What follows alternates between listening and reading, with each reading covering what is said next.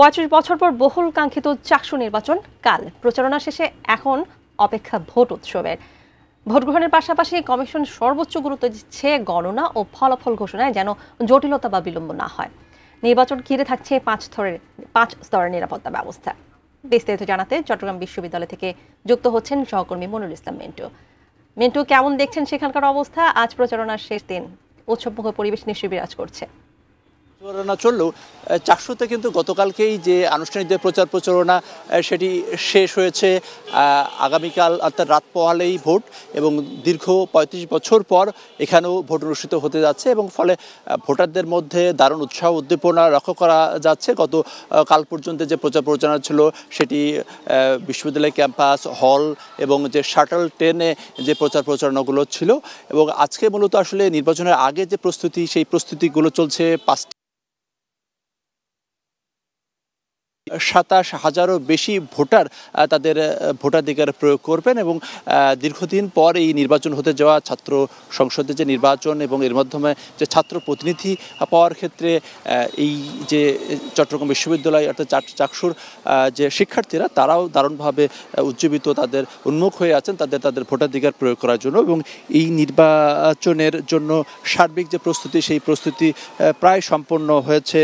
5টি কেন্দ্রে যে কেন্দ্রগুলো রয়েছে সেসব জায়গাতে সিসিটিভি ক্যামেরা বসানো হচ্ছে এবং সেই সঙ্গে যে নিরাপত্তার যে প্রশাসনের যে ব্যবস্থা সেটি রয়েছে এবং আমরা জেনেছি যে প্রতিটি কেন্দ্রেই একজন করে নির্বাহী